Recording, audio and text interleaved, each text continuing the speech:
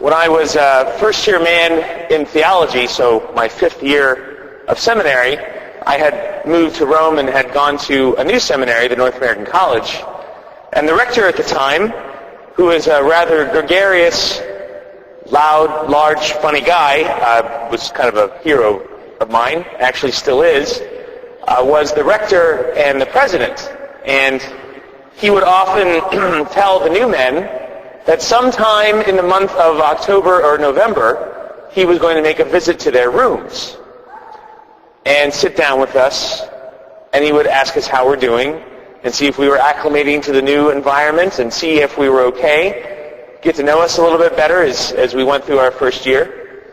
And he kind of hinted at when he was going to come toward my hall. And of course, this guy you could hear coming from a mile away because he was loud. He would walk through the hall smoking a big stogie, and so you could actually smell him coming from a mile away. And he would make the jokes at all the guys coming down the halls. He'd knock on doors randomly. But his main task when he was coming down the hall was to visit the new men. And again, he kind of told us that as the time got closer, that this was going to be the week that he was going to come through the hall. And so I heard some things about the rector and the president of the North American College at the time. I heard that he liked a variety of snacks. And so I got peanuts, and I got pretzels, and I got potato chips and tortilla chips and dip and all this sort of thing. Then I thought to myself, well, you can't eat all this salty food without something. So I found out what he liked to drink. I found out what kind of pop he liked. I found out what kind of beer he liked. I had some wine ready. I had some after-dinner liqueur ready. I had it all set up for him to come and to be completely pampered in my room. Then I thought to myself, I better clean my room. And so I really needed to clean my room. It was pretty bad at the time. And so I cleaned everything. I organized my sock drawer. I cleaned the dust bunnies from out underneath the bed. There was going to be nothing left to chance, because that's all I needed was for him to be sitting there and a giant dust bunny come out from underneath the bed and attack him. I tell you what, it was the last time I cleaned my room in 4 years. That's almost not true.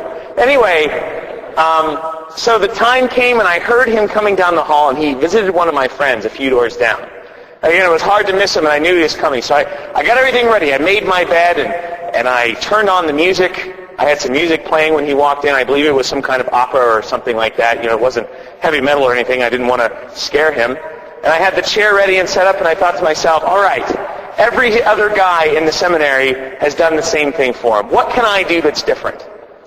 And so there's a 6-hour time difference between here and Rome, and so I called my mom.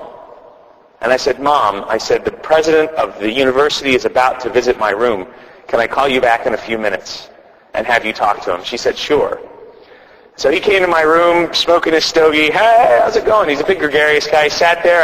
I handed him the salty snacks. I fixed him a drink. I turned the music down, and we had a nice little chat, and he said, you know what? He said, usually we wait for 4 years to ordain a guy. He said, because of this, how do you feel about being ordained next week?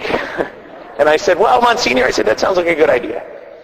And so I said, I have one more thing. I said, I want you to meet somebody. He says, you want me to meet somebody? I said, yeah, my mom is waiting in the United States to talk to you. And so I had him on the phone talking to my mother in the United States. And he just loved that. And he said even months later in my evaluation, he said I could just skip my last 3 years of seminary and get ordained, because he'd never seen anything like that in his whole life. And within 5 minutes of him leaving, my room exploded. Everything came out. Dust bunnies attacked from under the bed. My socks got mismatched. It was a terrible thing. But I was ready for his coming, and I knew he was coming because he told me he was coming. He told me he was coming, and I did everything I could to prepare my room for his arrival.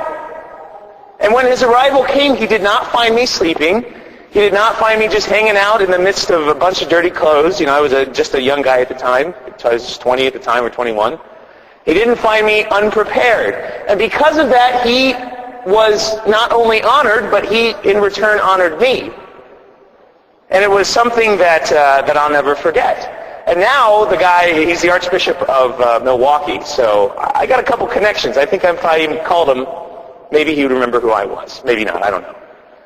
But this is exactly what Advent is about. This is simply what it's about. It is simply that Jesus tells us he's coming. Just like the rector and the president of my seminary was coming to visit us, so Jesus is coming to visit us. And it is not only for a visit, but he is coming again in his glory. You see, that's what the first 2 weeks of Advent are all about. The first 2 weeks of Advent, some of us might think it is about the nativity of Jesus on the 25th.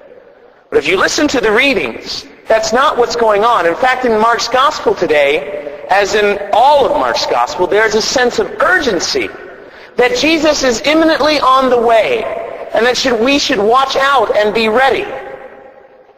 And that means we need to clean house. We need to look under the bed, the places maybe we don't want to look because of fear of the dust bunny, and we need to clean out our lives. We need to organize, so to speak, our sock drawers. We need to clean out the dust bunnies. We need to have a feast prepared when our King arrives. And he is coming. He is coming in his glory. And again, Mark tells us, be alert and watch. Because none of us know the day or the hour when he will arrive. And yet, he gives us clues. He gives us clues that he is coming.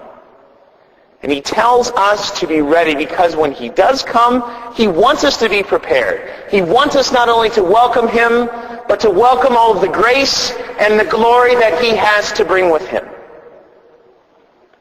And so Advent, in a similar way to Lent, although not quite as in-depth or long, is a penitential season. And we start by examining our hearts and our lives and our relationship to Jesus Christ. We have to ask ourselves, would he be pleased? Would he be honored if he came to pay us a visit today?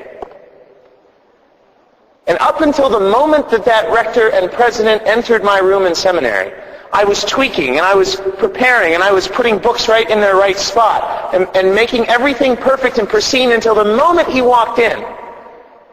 But when he did, I was proud to have him in my presence. All of us, no matter if our room is pristine or if it's a little bit messy, can continue to straighten up our lives and to make straight the way of the Lord, as we will hear in the coming weeks of Advent. This is what I'd like to do. And I'd like you to extend this challenge to the people that aren't here this morning. I would like to, as Father Josh Wagner, make you a personal challenge. This is a great way to get ready for the coming of the Lord. As you prepare for the Christmas holiday, as you buy gifts, as you make your list and check it twice, as you buy the food for your Christmas celebrations, anytime you leave the house to go shopping, anytime you leave the house to prepare the way for this Christmas celebration, don't return home without coming here first. It's amazing.